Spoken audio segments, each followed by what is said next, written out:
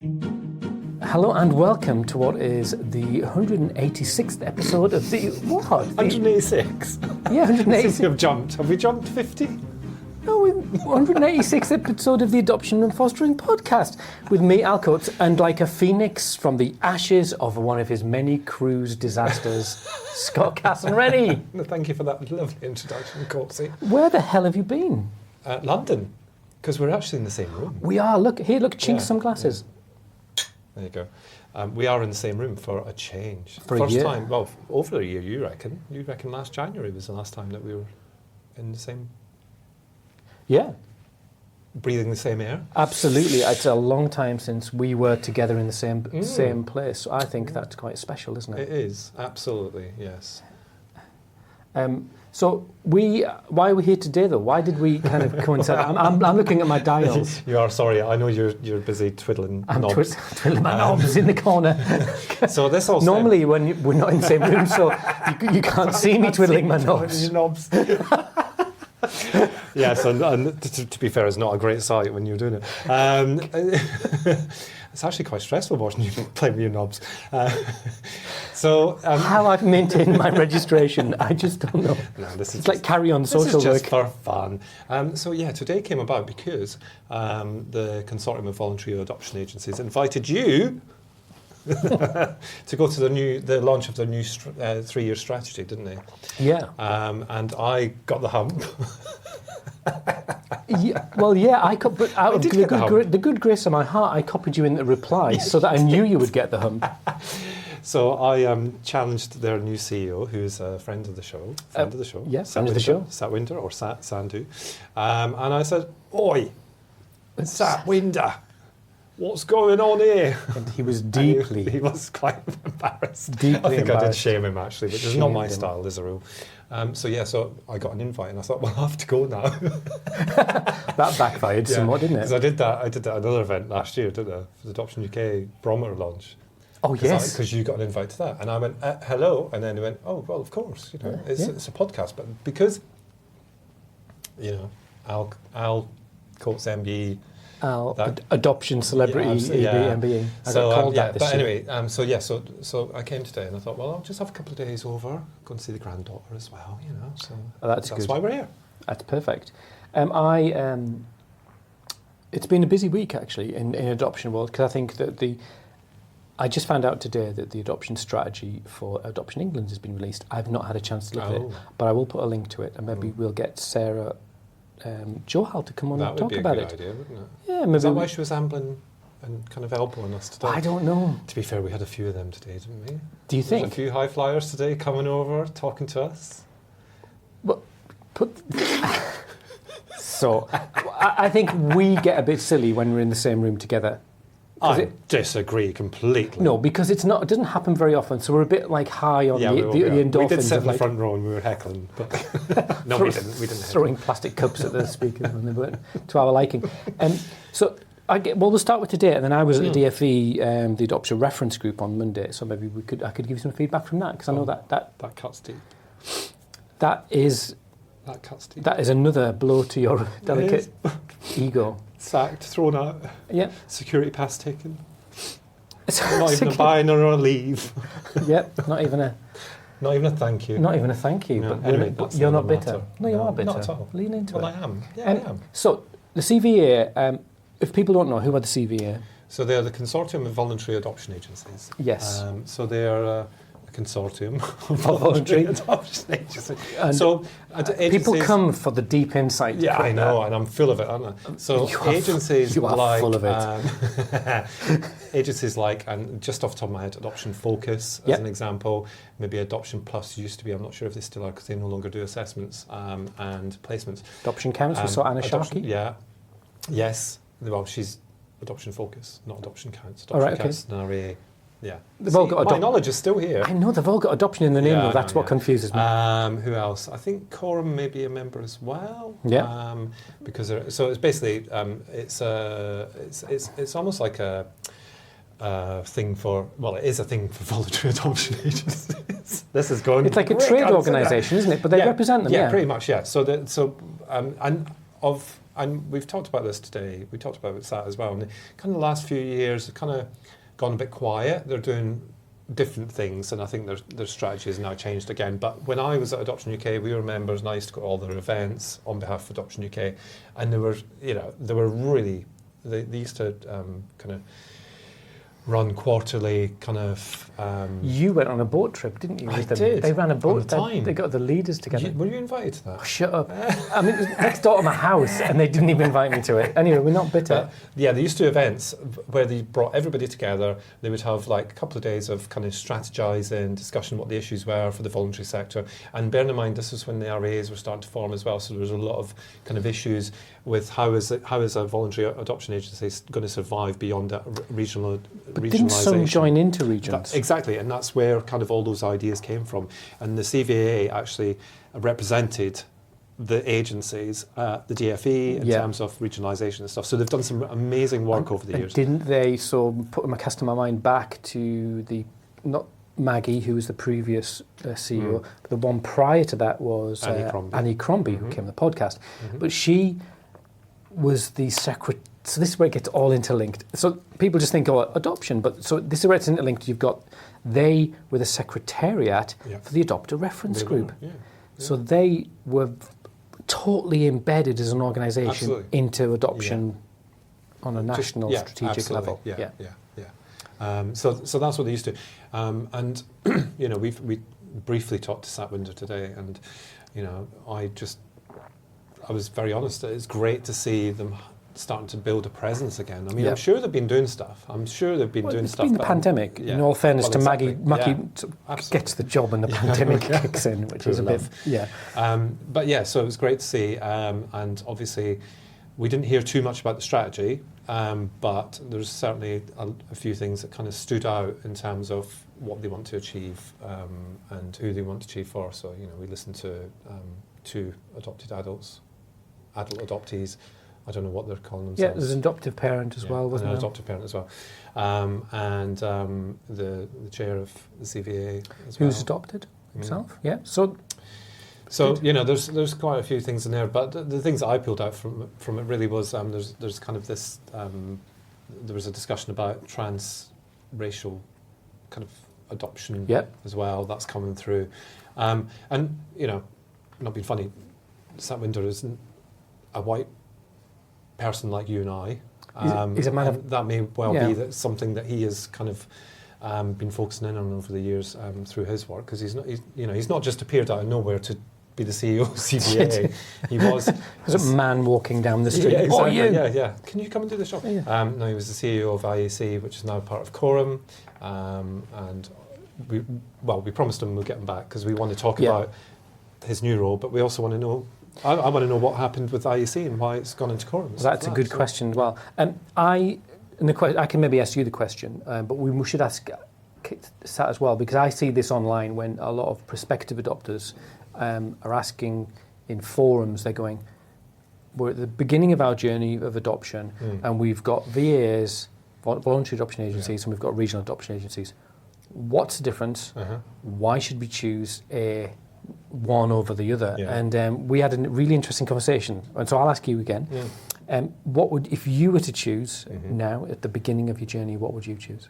Well, first thing is it's great that you've got the opportunity to be able to ask that question now, because that was never a thing back in the day, lad. I didn't know what a voluntary adoption agency was when we went through the process. Absolutely, a good point. However, you just went through you just went to local authority and went, "Hi, can we, can we? What do we do? How do we sign up?" I don't know. I don't want to make it as blunt as that, but you ring. A lot of people do that. They ring up and they go, "We're thinking of adoption. What the hell do we do?" So that's the first thing. But the second thing, and yes, if I had my time over, it would have been a voluntary adoption agency. So, and I agree. I have exactly the same feelings. Why? That's the question. Well, there's two reasons why. Three, actually. Okay, you. We may be here a long time. And another thing. Now, the first thing I have to say, because I do know that some of my social workers do listen to this podcast. It's not about the social workers. No, not at all. Right, because they're amazing. I think it's the red tape and the bureaucracy that comes with adopting through a local authority. Yeah. You're so aware of it. Whereas, and you know, this one of the second reasons with a voluntary agency, they do kind of not necessarily hide that from you, but they deal with that. So a voluntary agency are very open and honest. You know, Yeah. I take A my good time one, at yeah. Adoption Plus as an example. Very kind of high level in need children that they were looking for families for. Yeah. Yeah. So they were always very open and honest, and you know the number of couples or people that they used to approve was very small. It was only small numbers. You were talking maybe 2-3 a year sometimes, because Right. it was for specific needs of Yeah. children. However, those people were promised and still continue to be supported until they don't need it anymore, Yeah. if at all, kind of, if you know, that kind of way. So that's the second reason. And the third reason is, I think because I know the sector now, the second reason is because I know the voluntary sector now and know how passionate they are. You know, you do have a number of local authority workers actually go and work for voluntary agencies because of the passion that they have, and they can see the value in working for a voluntary agency. And the third reason is because when we fostered, we went through a private agency. I didn't want to go through the local authority because of our experience of adopting through them. But you did. I mean, you didn't have a particularly unpleasant experience, did you? No, I wouldn't say we did, but I think that, you know, you have to bear in mind it was early days. The law had just back changed. in the days. The law had just changed for same-sex couples. I Yep. think that whilst they were legally required to take inquiries and They do hadn't assessments, done it. they hadn't done it. And secondly, they hadn't really prepared themselves for it, so their language was all wrong. And, Yeah. you know, all that kind of stuff. And, you know... So they were learning as they went. Yeah, pretty much. They Yeah. pretty much were. Yeah. We had an independent social worker who was fantastic. She passed away last year, actually. But we had an independent social worker assessing us, who was very kind of, she was our advocate. She was massive. You know, she challenged. But she worked in the voluntary sector.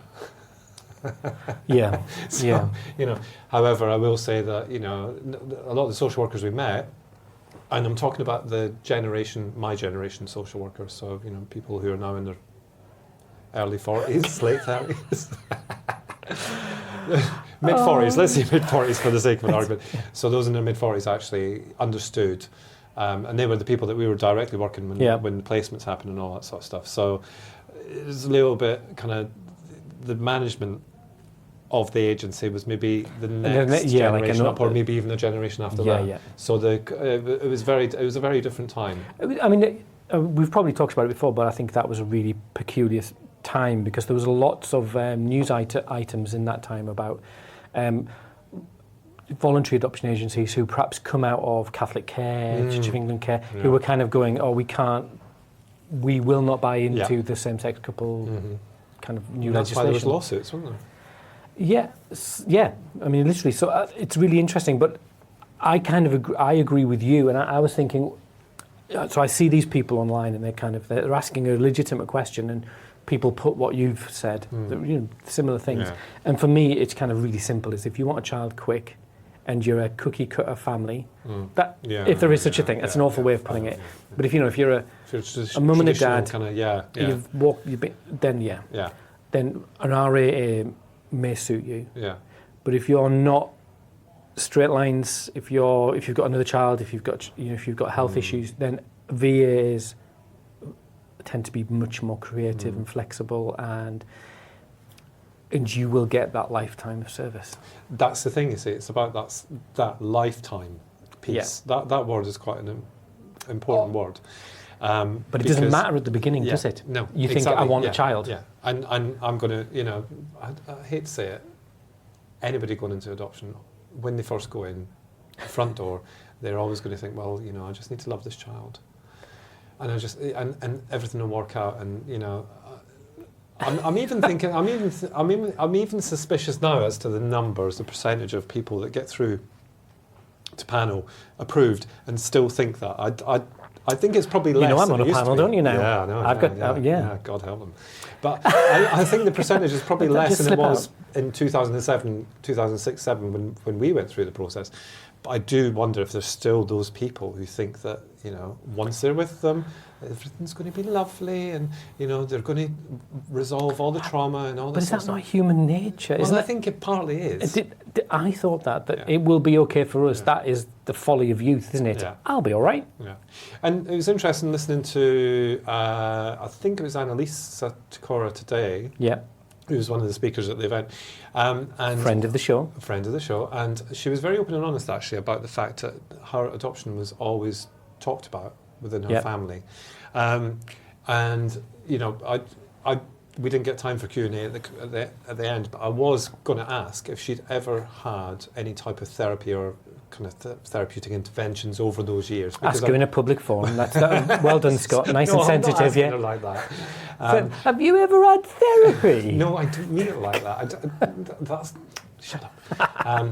Because I'd be really interested, because we've always been open, you've always been very open, and I've always been very open about the opportunities to access stuff like that with my kids. Yeah. And saying, if, whatever you need. Yeah, whatever you need. Because I do wonder about this openness. The young people who thrive because they are supported in that way. Don't get me wrong, from the sounds of things today, nothing is perfect, and I know that nothing is perfect. But, they tend to thrive more if it's more open, talked about, access it's to a more various healthy things are there, blah, blah, yeah. blah. So that was something that struck with me today. And Annalisa, if you're listening, which you probably aren't, but if you are listening, I wasn't going to ask quite that bluntly in public. And please don't answer it in public either. DM Scott if you need to. Yeah. If I ever read it, because I'm not on socials very much these days. Well, I know. Twitter's died on the vein, hasn't it? Yeah. Withered on the vine. Died on the vein. I'm going to have this dark thing over my profile photo shortly if I don't start to engage. Really? Is that what happens? I think they're going to start getting rid of people who don't engage. I'm already, they call it blind something or other. So if you don't tweet enough, I say tweet. If you don't post enough, then they shuffle you off. Yeah, your posts don't get seen by as many people. Wow, that's exciting. Anyway, so I really, there was a lot to think about coming out of today's voluntary adoption agency. I thought there was an element of it. There's a moment of opportunity in the refreshing of their strategy, and the strategy I think will come out in May sometime, and so we'll get Satwinder on and we'll get the link to that in the notes and stuff. I thought it was really interesting, and so Andrew. I've forgotten his surname. Andrew, it begins with a W. This is podcast gold. His man flicks through his notes. Andrew Webb. He said, which I thought was quite a bold statement, a great way to start a little thing, was adoption is fading away. And I thought, yeah, I think he's right.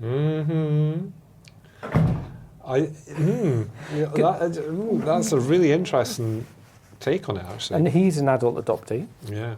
To my knowledge, yeah, I'm sure he is. I don't know. I'm today sure was the first time I've ever met him. All right, well, I've been in like Zoom rooms with him before, or seen him at events and things. Yeah. And I thought that was really interesting. And part of the conversation was about them being at the front of the modernisation agenda in terms of. We talked about law change, but I recently heard a judge said there's very limited scope for law change. He talked about identity, which we've talked about ad infinitum, and resources, but I did think that is really interesting. So can I link you into some DfE stats? Because I was the adoption special guardian. No, I was at the adopted reference group. You said this already. Crack on, give us the stats. Does it still sting when I say it? Yes, it does. Oh, good. Let me see. Let me said flicking through his notebook. Is this a notebook that you always used to tell me, write stuff down, but I never go back to it? Yeah, well...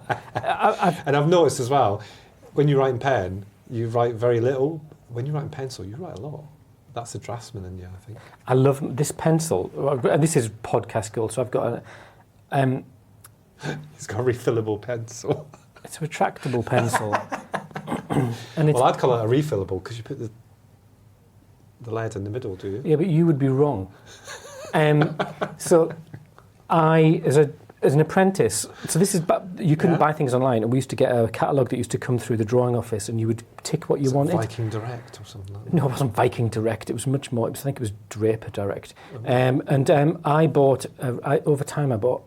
So this is really dull podcast gold. But in 1989, I bought a 150 millimeter ruler for £12. Right, a ruler for £12? To put this in, so it's a scale, you would call it a scale. To put that in context, my first weekly wage as an apprentice was £45 a week. I bought a ruler for £12. I was in my second year at high school then. I know, shut up. So I've still got, this is one of the retractable pencils I bought when I was there. So this is my... way. This is It's antique, man. It's 0.9 retractable pencil by Pentel. And I've got a 0.5 and a 0.3 and a 0.7. I bet that's worth a fortune. And they're different colours, and you put different. HB lead. I've got my eraser shield. Do you know what an eraser shield is?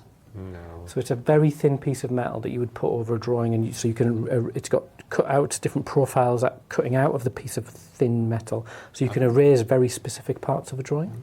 Anyway, so I really enjoy using a pencil. So anyway, that was a long segue into my stats. That's good. That's riveting. Everybody's going to be thanking me online for getting to know you that little bit more and just how boring you really are. Yeah, but you notice I've started to draw as well. I know. Yeah, I thought it was quite plain. Which is all part of Aesthetic Hour, which I'm saving till the end of the year to tell you about. Do you what? All part of what? Wait till the end of the year. Oh, okay. Aesthetic. Aesthetic. Aesthetic Hour. Aesthetic. Ow. Aesthetic Hour. Yeah. It's a thing that's been going on behind your back. Oh, God. So quarter 3, the adoption sufficiency, we had 1,910 approved adopters. Mm-hmm. We had 2,410 children waiting. Mm-hmm. So that's a gap that's widening. So when you say children waiting, you mean 1, 2, 3 rather than group of 2, that's 1, group of 3, individual that's 2. children, yeah. Right, okay, yeah. So that's a good point. Yeah, well, these questions have got to be asked, you know. I mean, now that I'm not there, I've got to keep you all on your toes. But I should go back and ask that question next. Can we define that in sibling groups? And they go, it's just one really big sibling group. Well, it could be half a dozen sets of 5. It could. That's the reason I'm bringing right. it up. Okay. So you are like Jeremy Paxman. Oh, I tell you. I tell you, in the flesh, you're much more convincing. Not better at all. But I think that. This goes back to Andrew Webb saying, adoption is adoption fading. So there was a couple of other things. The family roots research that I posted about that Julie Selwyn's doing, just push that. Oh, yeah. People linked to that. That's important. Minister this last few months met lots of adopted children, and it was interesting because Who is the minister? Oh, don't be like that. No, I'm being genuinely serious. David Johnson. Right. Could you see the clock? Yeah. I mean, you could literally see me thinking. So there's 2 things there. One is I was deadly serious because I'm not sure who it is anymore. Yeah. And then secondly, you can even remember his surname. So I just took a bit of time to draw it back. What's your age? So I've got a lot in there to sift through. Yeah. There's like a Rolodex. Jinx. Whatever. So the minister met the children, and I'm not going to say who it was, one of the parents who'd been at the previous Adopt Reference group, the minister had come, and he was a bit stiff and a bit... Right. And she said, but with the children, he was fantastic. Oh, really? That was really engaging, and really wanted to find out their experience and talk to them, so that was really good. Yeah.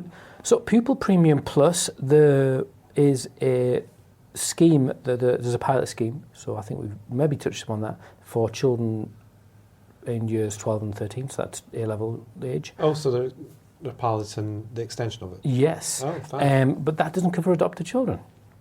No. Yes. Shut the front door. Back the truck up. Why? Well, yeah. So, yeah, no. But it's being analysed now to see what the benefits are, but there's optimism that is something that's in the pipeline. I mean, to be fair, and this is no judgment of any child who's adopted, but surely that would increase engagement in years 12, 13 for adopted children who normally would fall out at GCSE. Maybe. Yeah. Do you know, like... Every little helps. That's a ridiculous thing not to include in it. Yeah. I don't know what the rationale behind that is. Yeah. Wow, okay. It only includes looked after children at the moment, I think, so it's going to extend to plaque. Yeah. Previously looked after children. That we're in a... Yeah, we clearly we're in It's like Piccadilly Circus. Well, we're near to Euston Station. So. Yeah, so yeah. I mean, this is posh, isn't it? It's very posh. I know we've got fruit and too everything. posh for us. Yeah. Took it out of the podcast budget. the Where coffers. have you gotten this budget from? Do you not know? If you submit a form in triplicate, it will be considered by the board. Do you have to use your special pencil? Don't touch my pencil. Get your hands off my pencil. Oh dear, we've got a bit giddy. You have gone a bit giddy, yeah. But that's why we don't meet very often. No, that's probably a better idea. It is probably, yeah, totally. Maybe it would be more fun if we did meet more often. Well, maybe we should make a point of that. Yeah. So over the winter, the 3-year rule in terms of who is responsible for post-adoption support. I think we mentioned this, but so historically, once you adopt into your local authority, the local authority that placed your child for adoption is responsible for their adoption support. Is that, have we got that right? Well, you're telling me it's about to change from what I can see. No, I'm not. No? What I'm going to tell you is that there was a consultation because there was questions about whether, and I couldn't quite get to the bottom of this because every adoptive parent I spoke to said, wouldn't it be good if it just transferred immediately to wherever I lived? And that would just cut through it. But the Association of Directors of Children's Services, who I think are can we speak plainly? Well, I don't know, can you? I mean, I can. I've nothing to lose. You're a man with nothing to lose. I've got nothing to lose. I've got no beef. I've got no skin in their game. About your registration, but no, they probably do hold weight of Social Work England. But let's lean into it. I think that they were really keen that it just stayed exactly the same. Yeah, but I get the impression that ACDS or ADCS, whatever the acronym is, the Association of Directors, so ADCS. Yeah. Do you know what? If there's any ADCS listening, or any member, feel free to come forward and prove me wrong. Come on the show. Come on the show. A podcast. Let's call that a show. But we should have put a video because that would be good. That would have been good, wouldn't it? Maybe, maybe not. Anyway, but I get the impression that they just don't like change because it's a lot of hard work for them. The bean counters say. Yeah. And I have it in my head that they're still sitting there smoking their pipes and their cigars in their leather chairs, drinking whiskey of an evening. You know, in those kind of, in The Crown, when the politicians in the 50s, 40s, that's my impression of ADCS. Well, yeah, and that is really interesting because going back years, and that makes me feel like a part of the adoption establishment, and whatever that is, the adoption Illuminati. Jinx. Stop saying jinx. I've been around my kids for too long. You're not street, you know. I'm so not street. I remember little things like we were looking at, for example, we have no data on the ethnicity of matches between. We have maybe local data, but we have no national data. So when you see the adoption certificates, there's no national record of how many, transracial adoptions, the ethnicity. Yeah. That's not broken down in any kind of detail. Right. Yeah. And I remember being in a room where we were. That was on the table, a conversation about what data we collect. Yeah. And there was kind of a consensus, but then the ADCS spoke up, whoever the latest, and it became just this conversation about. Why do we want that data? Yeah. And the amount of effort and energy it's going to take to collect that data. Which, ironically, CVAA used to collect. No. Yeah. Really? Yep. Way back when, they were responsible for that data collection. How do you know that? Because I was there. So, and I also used to sit, when we lived in Cambridgeshire, I used to sit on the regional. What was Andrew Christie? He was the chair of the ALB. So I sat in the regional ALB for Cambridgeshire. Oh. And we had some guys from the CVAA. Who knew? But, and it was the same with them, actually. They didn't want to change. They didn't want to and you're sitting there. They found it irksome to have to change. Well, yeah, because I think it's just but we really like our leave form. That to the next generation of, whatever comes on. Yeah. Not on this, But It's really interesting, doesn't it? Because I think that when, like, if we were to have a conversation it's about similar to that conversation we had last time about change.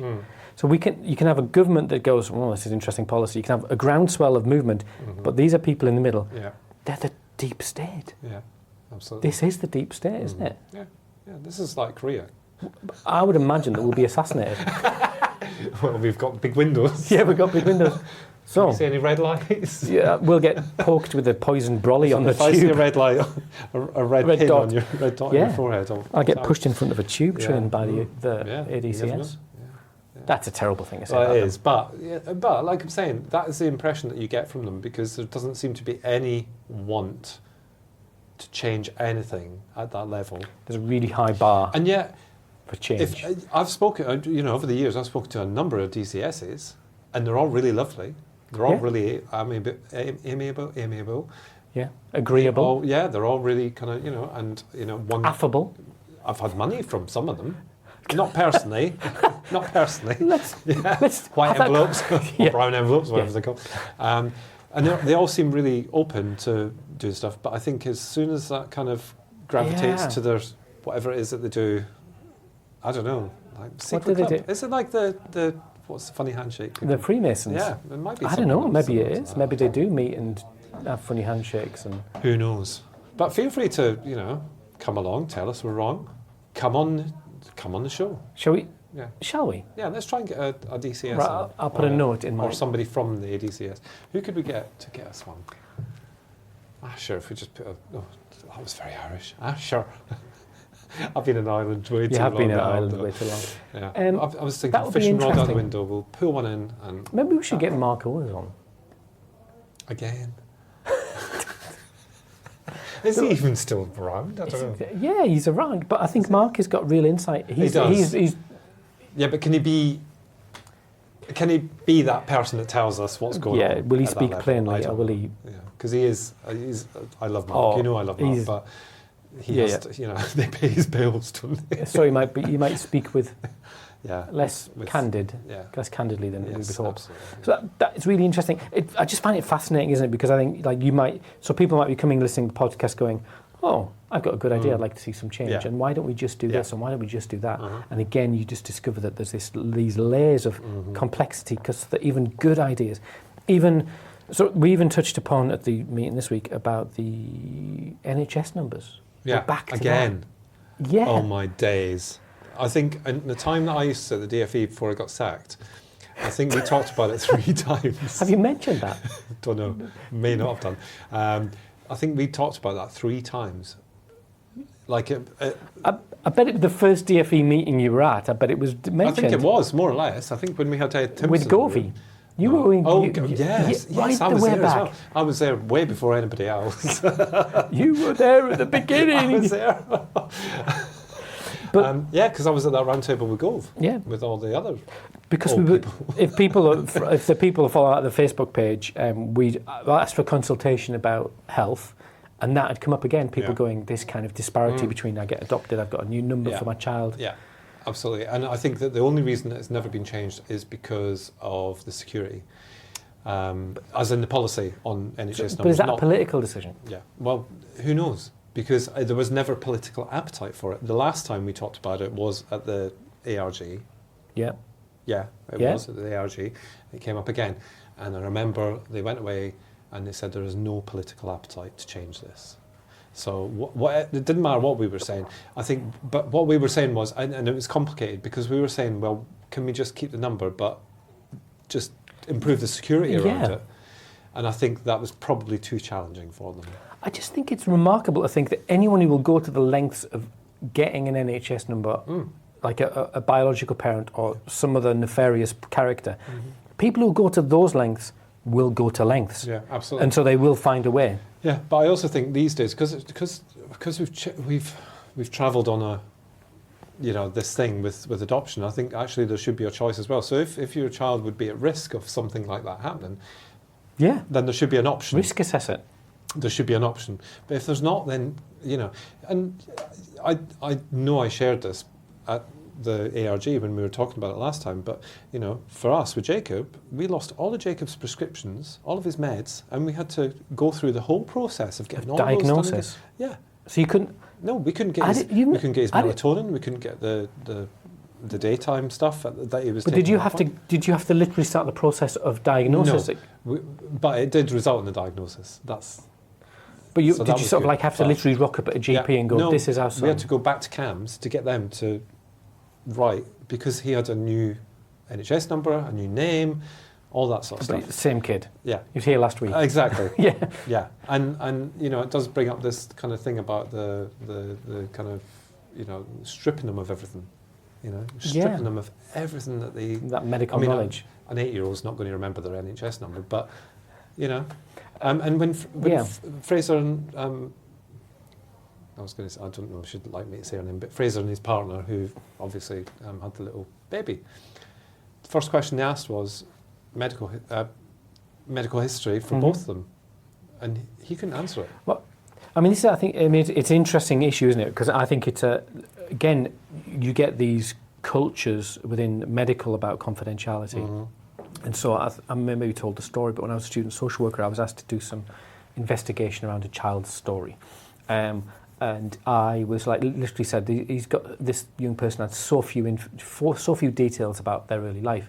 So I had to go, and I think I must have told you the story about having to go to a shop that was a shop, and in the back of the shop there was a kiosk, and the kiosk sounds like some sex shop with a sauna, the local and a massage parlour behind. Special interest retail park. No, so you were literally you made a formal request online to the local authority, and then you were told to literally go to a shop. So it was just a normal shop. And I'll not say what shop it was, because people might be able to work it out if they know where I am. So you would go to a shop, and then you kind of go into a shop thinking, well, this is just a shop. They're selling whatever they were selling. I think it was cities or something. Literally, right? And then I'd go, I'm here to collect, and they'd go, yeah, back of the shop. So you go at the back, it's all cities, and then there's a little kiosk, and like a man just in a kiosk, and you go, I'm here to collect whatever. And he would go, yeah, wait a minute, mate. And he would kind of duck it down into like some sort of subterranean and give you the records. But anyway, that's by the by. But that's probably true of a lot of local authorities, that they hide the records, not hide them, but keep them in discreet places. Because so but we were then trying to get information about this child and young person, and I didn't. So I thought really basic stuff like what hospital were you born in. That's the most rudimentary stuff. Yeah. We knew his date of birth, what hospital, what time of day were you born, what... Yeah, those sorts of things are the things that, absolutely. It sort of colours in a black and white picture, doesn't it? Absolutely. And the doctor wouldn't give it to me. See, that's... But they said, I will only give it to you if you get like a letter from the Director of Children's Services. And it was just nonsensical. Yeah, so there was really high bar to get information, and that is just compounded for adopted children where they've lost their name. And so if you went to do you know what time of day your children were born? No. Do you know what hospital they were born in? Right. Yes. But that time of day is really important to them. They know the day they were born, they know where they were born, but the time, they don't little know. Things. Do you know their birth weight? I think so. Right, yeah. But you want, and I think that just stuff is really important, and it doesn't, in of itself, you can kind of get, it doesn't matter. But it, as a collection of information, it matters. And that's the stuff that you talk about. I remember with my mum, and I know what time of day I was born, and because I know the story about, it was a Sunday afternoon and my dad was at work and we had to get a lift off the man over the road and someone looked, that stuff connects you to a time and place. And it's something that you would have talked about throughout your childhood. Yeah. Whereas, when we've not been through that experience and you're taking them on when they're a certain age, you don't know that. No. Well, we've been kicked out of our room. We have, honestly. But we give these people money. Well, you give them money. Well, the podcast gave them money. I'm going to have to check bank accounts. As always, the pleasure was all yours. It was all mine, but it's been a pleasure actually to sit in the same room. We must do this more often. I think we're more buzzy when we're together. Bit fizzy. I think we say that every time, and then it's been a year and a bit. It has been a year and a bit. So, okay, we need to sort our stuff out. Really. God bless you, Scott, Catherine, Rennie, Bon Jovi. And Jovi.